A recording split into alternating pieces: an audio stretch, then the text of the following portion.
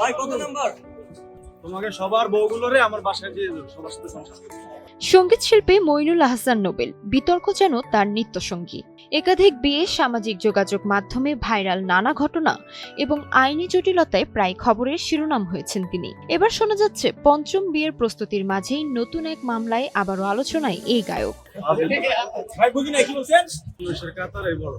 অভিযোগ উঠেছে হবু স্ত্রী আনান্নিয়া শবনম রোজের কাছ থেকে বিয়ের প্রলোভন দেখিয়ে প্রায় 13,18,540 টাকা আত্মসাৎ করেছেন নোবেল। এই অভিযোগে দায়ের করা মামলায় তাকে গ্রেপ্তারের পর আজ মঙ্গলবার বিকেলে আদালতে তোলা হয়। উভয় পক্ষের আপোষের শর্তে 1,000 টাকা মুচলেকার জামিন মঞ্জুর করেন আদালত। রাজু আহমেদের আদালত এই জামিন আদেশ দেন।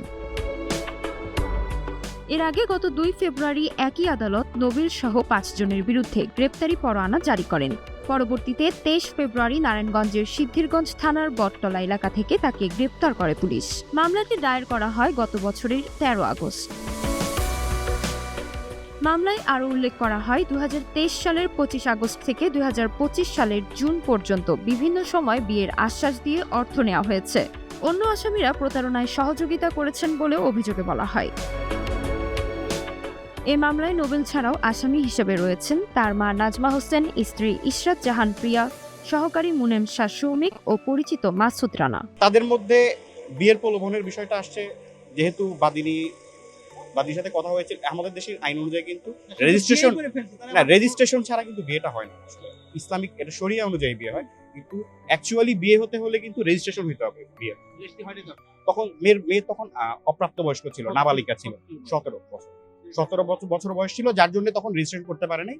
বাট এখন তারা আর কি আসামি চাচ্ছে বাদিনীর সাথে, তখন যেহেতু হুজুরের মাধ্যমে তারা বিয়ে করেছিল, এখন আসামি চাচ্ছে বাদিনীর সাথে কাবিন করতে আর কি। তাদের ওই সময় 2023 সাল থেকে 2025 সাল পর্যন্ত বাদিনীর কাছ থেকে আসামি প্রচুর পরিমাণে টাকা নিয়েছেন।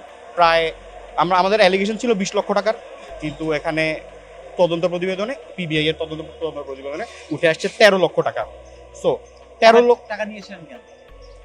টাকা আসামি টাকা বিভিন্ন কারণে নিয়েছিল। আসামি তার বিভিন্ন দৈনন্দিন যে খরচ ছিল, সেই খরচের জন্য বিকাশে টাকা নিত। সেই বিকাশে যে টাকা নিত, সেই বিকাশে টাকা নেওয়ার স্টেটমেন্টও আমরা উঠানোর ব্যবস্থা করেছিলাম। যে মামলার যে তদন্তকারী কর্মকর্তা আছেন নুরুজ্জামান, তিনি বিকাশের ফুল স্টেটমেন্ট তুলে এনেছিলেন।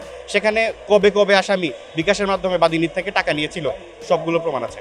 বাদীর সাথে আমাদের আপোষ হয়ে গেছে, আমরা আপোষের শর্তে জামিন চেয়েছি। বিজ্ঞ আদালত সন্তুষ্ট হয়ে আমাদের 1,000 টাকা বন্ডে জামিন মঞ্জুর করেছে। আপোষটা এটা আমরা কোর্টকে বলছি কি ধরনের আপোষ, তো কোর্ট বলছে আপনারা বাদী এবং আসামি তারা কি ধরনের আপোষ করবে এটা তাদের ব্যাপার। তারা বসে এটা যে আপোষে শুরু করে সেই আপোষটাই আমরা কোর্টে দাখিল করবো, আপোষনামাটা।